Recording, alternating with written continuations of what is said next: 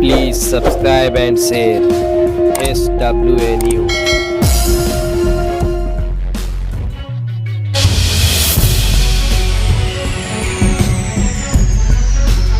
आगे बढ़ाओ, आगे बढ़ाओ, लाइब्रेरी बचाओ, बढ़ेगा गवर्नमेंट। देखिए, शिवाजी नगर की जो लाइब्रेरी है उसका मसला ये है कि लाइब्रेरी बनी, लाइब्रेरी को बहुत मेहनत से बनाया गया, सारी स्टोरी सारे लोग जानते हैं।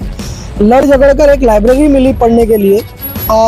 उसके बाद उस लाइब्रेरी के अंदर 3 से 4 महीने के अंदर जो तरह तरह के लोग आने लगे कैप्चरिंग करने के लिए, और वो लोग कोई और नहीं आते थे, वो हमारे एमएलए साहब के लोग आते थे। और एट दी एंड एमएलए साहब ने वहाँ पर हॉस्टन कंपनी को खोल दिया, जो कंपनी कुर्ला में ऑपरेट कर रही है, भाईकल्ला में ऑपरेट कर रही है, जो सर्टिफिकेट देने का पैसा लेती है, उस कंपनी को स्किल सेंटर के नाम पर लेकर आ गया। और वो स्किल सेंटर ना ही एनएसडीसी में, ना ही एमएसडीसी में कहीं पर भी रजिस्टर्ड नहीं है। लोगों को, गवर्नमेंट के लोगों को कहीं ना कहीं धोखे में रखकर वो लाइब्रेरी को 100% से 30% बना दी गई, यानी छोटे एरिया में दे दिया गया। और दूसरी जगह जो बगल में हॉस्टल है, वहाँ पर कुछ नहीं तो 50-60 लाख रुपए का खर्चा करके जहाँ से इनकम आ रही है उसको बहुत अच्छा साफ सुथरा करके बनाया गया। और लाइब्रेरी आज भी अगर आप जाकर देखेंगे तो ऊपर झाले नजर आते हैं, गंदगी नजर आती है। तो ये समझ में आता है कि नियत में लाइब्रेरी देना नहीं था। उसी मसले को लेकर हम पिछले 1.5 साल से जो है बीएमसी के साथ लड़ाई लड़ रहे हैं कि हमें जो गोवंडी के बच्चों के लिए लाइब्रेरी की जरूरत थी वो लाइब्रेरी मिलना चाहिए। लेकिन बीएमसी जो है उसको टाल रहा था। बहुत सारे हमने डॉक्यूमेंट्स जमा किए, आरटीआई करके, अपनी मेहनत करके, पैसे लगाकर हमने लीगल नोटिस भिजवाया, उस पर भी कोई एक्शन नहीं। लीगल नोटिस का उल्टा जवाब आता है कि पहले आप अपने घर के बाथरूम का साइज बताओ, बेडरूम का साइज बताओ, आपका घर कितने फुट का है। मतलब इंक्रोचमेंट ऐसा लगता है हमने किया हुआ है, उन्होंने नहीं किया हुआ। इस तरह की अभद्र भाषाओं का इस्तेमाल किया गया। सोशल मीडिया पर हमें ट्रोल करने की कोशिश की गई, डराने की, धमकाने की कोशिश की गई। लेकिन आज 2 नोटिस जारी करने के बाद डीएमसी ने मीटिंग लिया और डीएमसी ने ये आश्वासन दिया है कि जो 3rd नोटिस है आज इशू किया जाएगा। और अगर वहाँ पर कोई भी इंक्रोचमेंट है और अगर लीगल जो एक्ट है बीएमसी एक्ट, उसके विरुद्ध काम किया गया होगा तो कहीं ना कहीं लाइब्रेरी को रिवोक भी किया जाएगा और जो इंक्रोचमेंट है उसको तोड़ा जाएगा। और जो संस्था ने इंक्रोचमेंट किया उसके ऊपर एमआरटीबी एक्ट भी लिया जाएगा। ये आश्वासन हमें आज डीएमसी ने दिया है। 15 दिन और वेट करना है, हमें वेट करने के लिए हम तैयार है। 15 दिन और वेट करेंगे। आश्वासन से आप किस हद तक खुश हैं? देखिए, आश्वासन से तो कोई खुश नहीं होता है, लेकिन डेमोक्रेसी में और कोई दूसरा रास्ता भी नहीं होता और हम लोग गुंडे लोग नहीं है। उनका काम आश्वासन देना है। 15 दिन वेट करेंगे। अगर 15 दिन में उन्होंने स्ट्रिक्ट एक्शन नहीं लिया तो फिर 15 दिन के बाद हमारे पास दूसरा जो रास्ता है और दूसरी जो हमारी प्लानिंग है उसको हम एग्जीक्यूट करेंगे, डेफिनेटली करेंगे। इसके आगे कौन सी प्लानिंग है, किस तरह से आप बीएमसी पे चढ़ाई करने वाले हैं? देखिए, बीएमसी ने बहुत सारे नॉर्म्स को तोड़ा है। जो बीएमसी एक्ट है उसके अगेंस्ट जाकर काम करते हैं।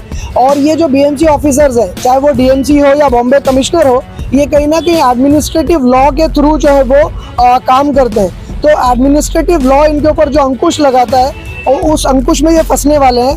डेफिनेटली अगर इन्होंने अपना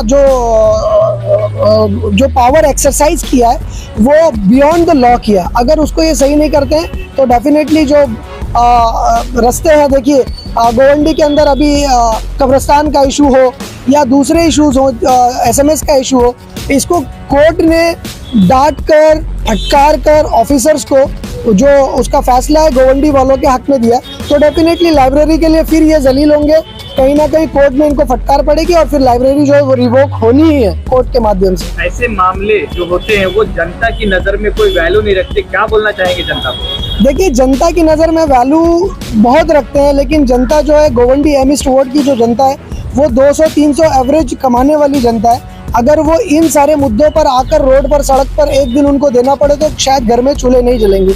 लेकिन उसी जनता के जो बच्चे हैं वो पढ़ रहे हैं। अब मैं आपको बताता हूँ कि शफीउद्दीन सिद्दीकी करके हमारे ही लोकेलिटी से एक बंदा है, वो आईईएस का एग्ज़ाम पास करता है। उसने अपने इंटरव्यू में कहा कि लाइब्रेरी की ज़रूरत एक लोकेशन पर नहीं है, लाइब्रेरी की ज़रूरत एम ईस्ट वार्ड में हर प्लॉट में होनी चाहिए। जितने शौचालय हैं उतने वाचनालय होने चाहिए। और दूसरी, मैं आपको मीडिया के माध्यम से एक गोवंडी की जनता को इन्फॉर्मेशन देना चाहता हूँ और दुआ करने के लिए भी कहूँगा कि एक और जो बंदा है वो उसने civil services, UPSC civil services का मेंस क्लियर किया हुआ है और अभी वो इंटरव्यू के लिए जाने वाला है। तो हो सकता है 2 महीने के अंदर आपको गोवंडी की जनता को आईएएस ऑफिसर या आईपीएस ऑफिसर भी मिले। ये कहाँ से आ रहे हैं? देखिए, कोई भी ग्रेट कम्युनिटी यानी कोई भी कौम ग्रेट कब बनती है, उसके पीछे ग्रेट लाइब्रेरी की ज़रूरत पड़ती है। अगर आप गौतम बुद्धा को देखेंगे तो गौतम बुद्धा भी जो है ध्यान लगाकर वो कहीं ना कहीं बैठा करते थे, सुकून की जगह होती थी। तो आज एमिस्ट वार्ड में रहने के लिए ठीक से जगह नहीं है और रोड इंक्रोचमेंट हो रहा है, गार्डन्स इंक्रोचमेंट हो रहे हैं। कम से कम वहाँ की अगर स्टूडेंट्स को पढ़ने के लिए बेहतरीन लाइब्रेरी मिलेगी तो मुझे लगता है कि एमिस्ट वार्ड जो है ये आईएएस, आईपीएस, यूपीएससी, एमपीएससी और गवर्नमेंट एग्जाम्स की खेती बन जाएगी। यहाँ के बच्चों के अंदर वो पोटेंशियल है। तो माँ बाप को भी ध्यान देना चाहिए और गोवंडी के स्टूडेंट्स से मैं ये अपील करूँगा कि आपके अंदर लाइब्रेरी का कल्चर आना चाहिए। आप लाइब्रेरी में आइए, लाइब्रेरी को फुल कीजिए। हर एक प्लॉट में जितने शौचालय उसके ऊपर आप जगह बनाइए और शौचालय के ऊपर वाचनालय, ये हमको एक नारा देना है और लाइब्रेरी ऐसे भरनी है। और कहीं ना कहीं गोवंडी का जो एमवी स्पॉट की तरफ देखने का लोगों का नज़रिया है, ब्लैक लिस्ट है, क्रिमिनल्स लोग हैं, वो नज़रिए को बदलने की ज़रूरत है। आपको क्या लगता है कि ये लाइब्रेरी का विरोध क्यों किया जा रहा है? लाइब्रेरी का विरोध नहीं कर रहे, लाइब्रेरी चोरी करने का विरोध कर रहे हैं।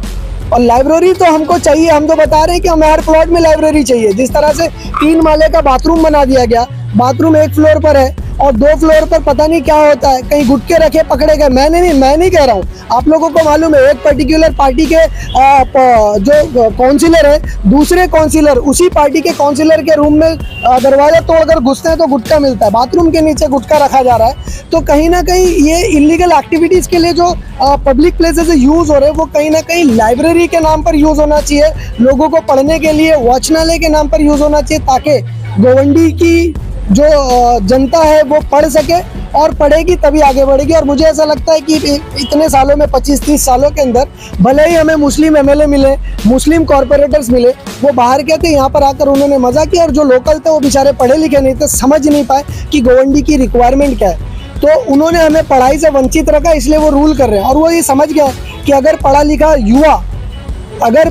युवा इतना विरोध कर रहा है और युवा पढ़ेंगे तो कितना विरोध होगा। इसीलिए इनको पढ़ाई से वंचित रखा जाता कि ना पढ़े ना बोल सके, सिर्फ नारा दे दिया जाता है गोवंडी में पढ़ेगा गोवंडी, बढ़ेगा गोवंडी। हमारी लड़ाई गोवंडी को पढ़ाने की है, हमारी लड़ाई गोवंडी को बढ़ाने की। और हम सबको आमंत्रित करते हैं इसके अंदर, चाहे वो रूलिंग पार्टी के हो, अपोजिशन पार्टी के हो, किसी पार्टी के ना हो, वो आम जनता हो, हमारे इस कॉज के लिए जो नोबल कॉज है उस कॉज के लिए साथ देवे और आकर कहीं ना कहीं आपके बच्चों के फ्यूचर के लिए लाइब्रेरी की डिमांड रखें। और भी लाइब्रेरी बननी चाहिए और वर्ल्ड क्लास लाइब्रेरी बननी चाहिए, इसकी डिमांड रखें और इसको फुलफिल करवा के लें।